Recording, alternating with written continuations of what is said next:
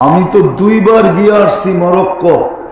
উকবা বিন নাফে রাদিয়াল্লাহু তাআলা আনহু আটলান্টিকের ভিতরে ঘোড়া নামায়া দিয়ে ওইখানে মিনার বানানো আছে। এখন মরক্কের সরকার চিহ্ন হিসাবে মিনার বানায় রাখছে দুইটা সমুদ্রের ভিতরে। উনি বলছিল ওই পারে মানুষ আছে কিনা বল। আমি সমুদ্র পার হয়ে যাব ঘোড়া দিয়া, ঘোড়া।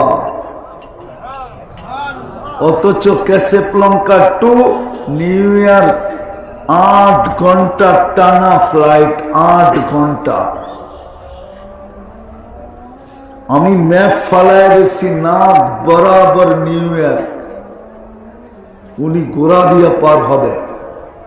ওনার কবর টিউনিসিয়া আমি গেছিলাম, যা বলছিলাম উকবা তোমাকে সালাম দিলে চলবে না, একটা স্যালুটও দিতে হবে তোমাকে, তোমাকে স্যালুট উকবা, স্যালুট।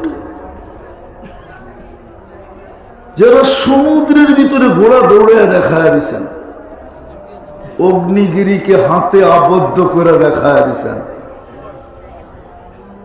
উকবা বিন নাফে রাদিয়াল্লাহু তাআলা আনহুর কবরের থেকে একটু দূরেই তামিমে দারি রাদিয়াল্লাহু তাআলা আনহুর কবর, লিবিয়া টিউনিসিয়ার বর্ডারে।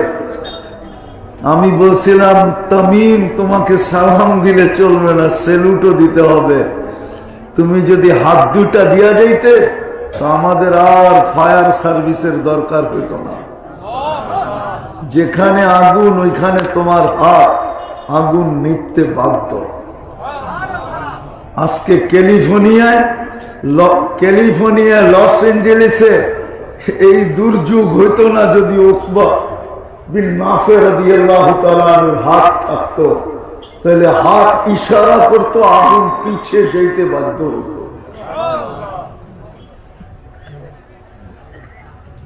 শুধু শুধু ওনারা ওই রাজত্ব করেন না, আমি চোখে দেখা বলতেছি। তিউনিসিয়ার ওই জঙ্গল আমি চিনি। উম্মে হারাম রাদিয়াল্লাহু তাআলা আনহা মহিলা সমুদ্রের ভিতরে জাহাজ ডুবার কারণে বাঁচতে বাঁচতে যখন এসে জঙ্গলে উঠছিলেন তো সিংহকে ডাইকা বলছিলেন আমি সাথী হারা, সাথীরা কে কোথায় গেছে জানি না, আর এই জঙ্গলে লোকালয়ও চিনি না, তুই আমাকে লোকালয় পৌঁছা। তো সিংহ বলছিল আরবি ভাষায় আমার পিঠে উঠেন, আমি লোকালয় পৌঁছায় দেই। এখনো কিতাবে লেখা আছে সিংহ পিঠে বসায় লোকালয় চড় পৌঁছায় দিয়েছেন।